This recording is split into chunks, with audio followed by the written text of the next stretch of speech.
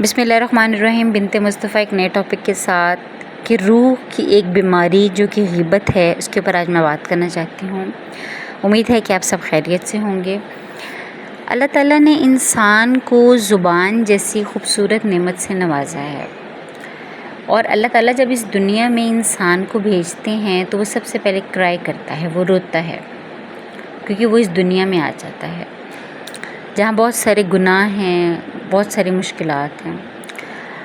جب انسان بولنا شروع ہوتا ہے تو اس کے پہلے الفاظ پر اس کے تمام رشتہ دار بہت خوشی مناتے ہیں۔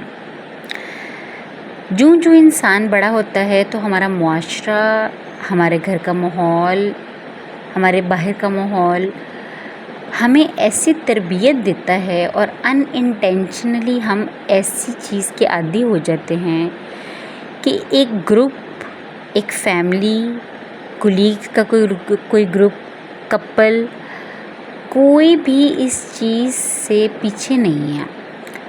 ہر کوئی، جب اگر 5 لوگ ہیں یا 6 لوگ ہیں، اگر اس میں سے ایک بھی ایبسنٹ ہے تو 5 لوگوں میں سے کوئی نہ کوئی اس کی برائی ضرور کرے گا۔ دیکھیں، برائی کرنا یا بات کرنا، اس میں ڈفرینس ہے۔ اگر آپ اس کے بارے میں بات کرتے ہیں اور وہ اس کی اصلاح کی بات ہے تو یہ بلا شبہ ایک ثواب کا کام ہے، اور اگر آپ کو اس کی یہ بات بری لگی ہے تو بیٹر ہے کہ آپ اس کو یہ بات بتا دیں تاکہ اس کی تذلیل نہ ہو۔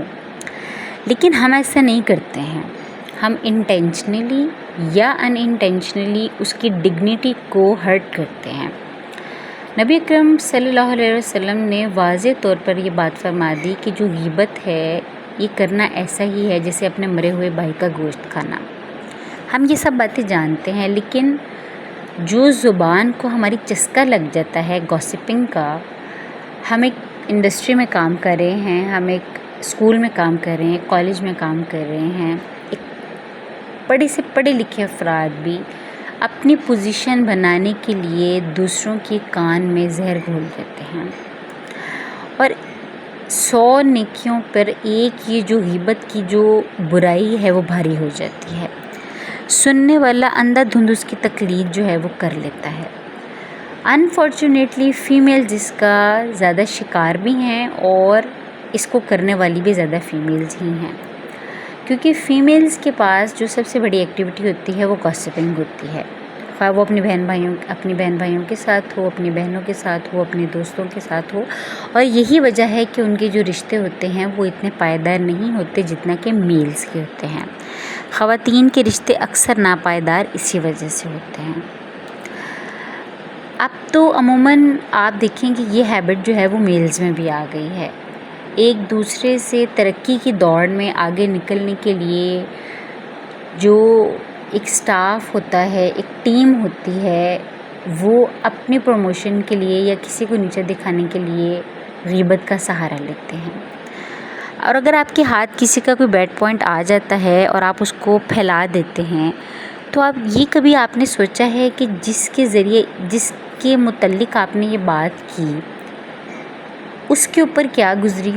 آپ نے تو اس پہ ہنس دیا، آپ نے تو اس کے متعلق بات کر دی۔ اب وہ ہم نہیں جانتے واللہ عالم کہ وہ کس سچویشن میں تھا کہ اس سے یہ غلطی ہو گئی، اس کا دل کتنا ٹوٹا، اس کا حوصلہ کتنا ٹوٹا۔